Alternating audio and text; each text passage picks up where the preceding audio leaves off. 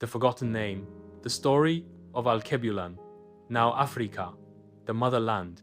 Long before the word Africa echoed through classrooms, maps, and news headlines, there was another Nama name that breathed life, power, and deep ancestral roots.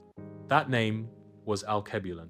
Alkebulan, a word rich in meaning, often translated as Mother of Mankind or Garden of Eden.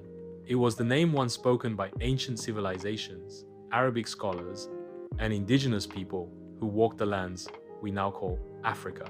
It wasn't just a label, it was an identity, a connection to a land that cradled the birth of humanity itself. Alkebulan was known across various regions and tongues, symbolizing the unity and greatness of a continent that gave rise to towering kingdoms, spiritual knowledge, science. This was the age of Egypt, of Kush, of Carthage, and Mali. From the libraries of Timbuktu to the temples of Aksum, Alkebulan thrived long before borders, colonizers, or the idea of Africa even existed. But as time moved forward, so did empire.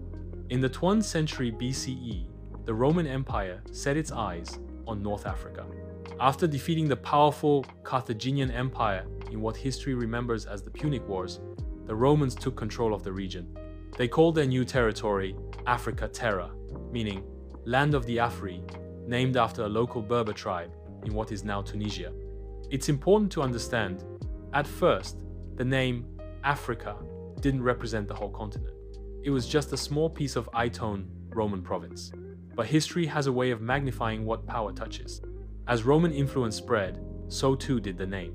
Slowly, over centuries, Africa came to represent the entire continent in European maps and writings. Still, Alkebulan lived on in the hearts and tongues of its people until colonization began. By the 15th century, European powers began a brutal wave of exploration, conquest, and colonization.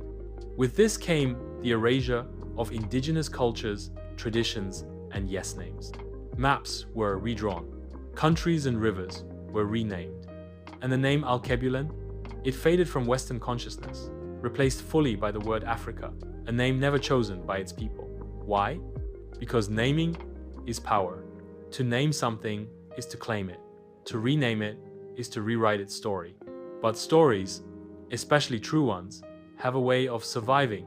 Today, more people are waking up to the name Alkebulan, not just as a historical fact, but as a symbol of pride, of cultural rebirth, and of a deeper truth that was hidden for too long.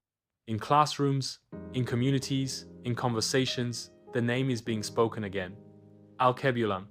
Because this continent is more than a resource-rich land, it is more than a place that was colonized, renamed, and exploited. It is the beginning, the root, the mother. It is Alkebulan. And remembering her name is one step closer to remembering who we truly are. Subscribe, like, and share this wonder story of our motherland Alkebulan at 3D Story Corps.